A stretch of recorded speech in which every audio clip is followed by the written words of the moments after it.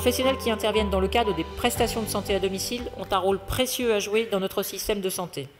C'est pourquoi il faut continuer de réfléchir et d'avancer collectivement pour trouver les équilibres nécessaires pour faire évoluer le modèle d'EPSAD.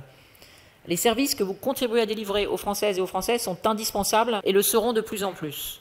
Nous devons les préserver et dessiner des perspectives de moyen et de long terme. La différence entre l'EPSAD, la HAD, les aides à domicile, tous ces acteurs qui doivent travailler ensemble, c'est là où ça se complique, où je vais être beaucoup moins sympathique, tous ces acteurs qui doivent apprendre à travailler ensemble, on n'a pas encore réussi à construire cette complémentarité, ou en tout cas à bien la faire appréhender. Ce n'est pas les uns contre les autres qu'on va y arriver, c'est bien les uns avec les autres, chacun à sa place, chacun dans ses compétences, et tout le monde, on a besoin de tout le monde. Le véritable enjeu, c'est d'arriver à absorber la prise en charge de tous ces patients. Il y a forcément une logique de faire ensemble. C'est comment on fait pour que justement on puisse tous travailler ensemble. Je crois qu'il faut convaincre les gens à travailler ensemble pour leur montrer que demain ils travailleront beaucoup mieux. Et que lorsque le médecin généraliste me dit mais je ne veux pas être noyé dans une équipe, mes compétences je ne veux pas qu'elles soient noyées dans une équipe, je lui réponds que quand l'équipe est bonne, les compétences des bons joueurs ressortent davantage qu'autrement. Je pense que la plupart les organisations membres des libéraux de santé sont tous fondamentalement conventionnistes et donc ont à cœur de faire vivre cette convention et surtout de pouvoir apporter le meilleur service rendu aux patients. C'est notre sujet et c'est ce qu'on défend corps et âme et c'est ce qu'on défend également à travers les équipes de soins coordonnées avec le patient. Voilà. On a des outils aujourd'hui.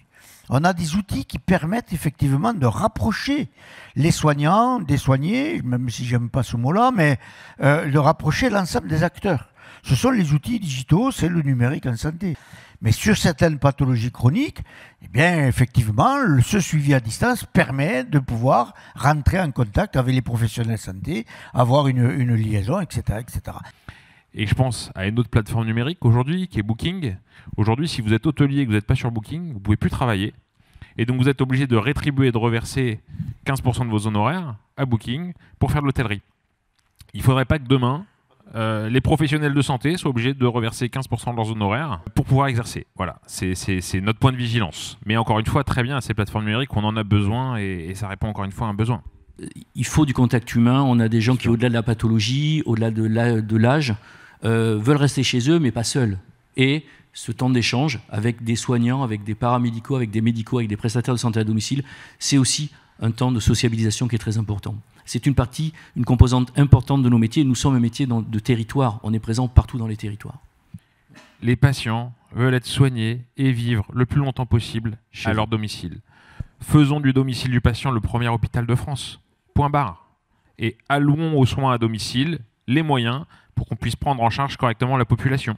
Je crois qu'il faut absolument faire en sorte qu'on maintienne les professionnels sur les territoires, qu'on incite davantage de professionnels libéraux à s'installer sur les territoires et la coordination, elle viendra d'elle-même. Voilà, mais en tout cas sur la coordination, je pense qu'on peut dire à travers les CPTS, après les MSP, sur la partie administrative, à travers les assistants médicaux, enfin je veux dire, il y a quand même des propositions qui sont sur la table. Sur les pharmaciens, il y a le pharmacien correspondant aussi qui a été mis en place dans la dernière convention. Ça avance, peut-être pas assez vite, on le dit, c'est comme vous le disiez, le monde avance vite et il faut qu'on avance, mais en tout cas il y a des choses qui se mettent en place. Aujourd'hui, s'il n'y a pas un engouement, je parle bien d'engouement des professionnels de santé à intégrer ces structures, il va falloir à un moment donné se poser les bonnes questions et se dire que c'est peut-être pas l'alpha et l'oméga.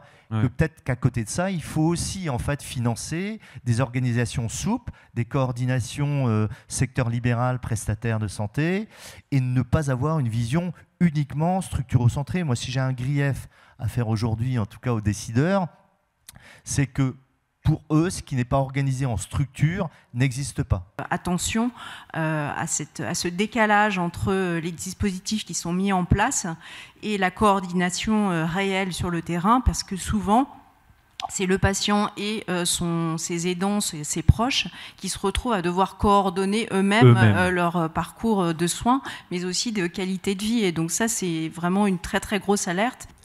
La France connaît un retard très important en matière de dialyse à domicile, puisque seulement 7% des patients sont aujourd'hui suivis sous cette forme de traitement en France, quand la moyenne est double à l'OCDE, on est à 14%. Les pays les plus avancés, qui sont des pays en Europe du Nord, mais également l'Australie, sont à 30%. Et le pays le plus en pointe, qui est la Nouvelle-Zélande, est à plus de 50%. Donc je crois qu'on a un vrai système schizophrène il faudrait la fin du PLFSS, une loi pluriannuelle de programmation avec des financements qui tiennent compte des réalités de l'inflation. Et ça ne veut pas forcément dépenser plus, mais dépenser mieux. Faisons confiance aux acteurs, laissons-les savoir ce qui est nécessaire pour chaque patient, parce qu'aujourd'hui on a une prestation unique, quel que soit le patient. Or un patient n'est pas un modèle mathématique, chaque patient a des besoins, un entourage particulier, demande de la présence ou au contraire ne veut voir personne parce qu'il est très autonome.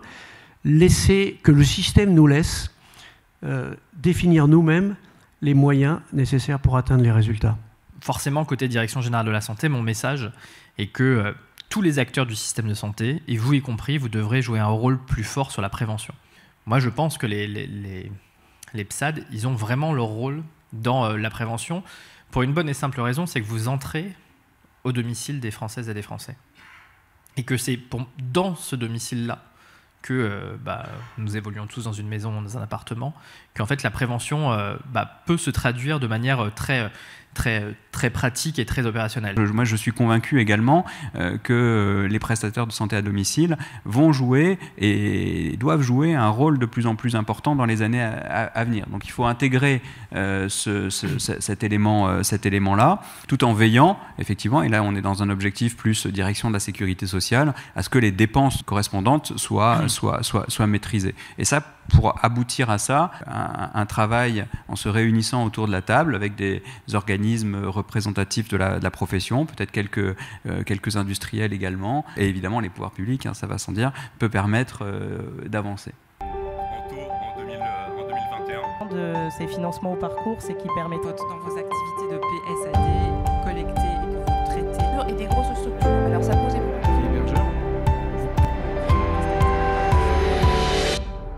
Il n'y a pas un patient, ça n'existe pas.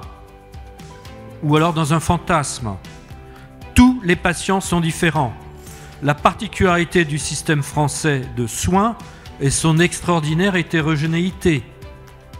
Vouloir tout réglementer par une espèce de dogmatisme venu d'un autre âge ne marchera pas. On voit bien qu'il s'agit de responsabiliser chacun des acteurs. Merci beaucoup, à très bientôt et on est confiant dans l'avenir et on reste très mobilisés. Au revoir.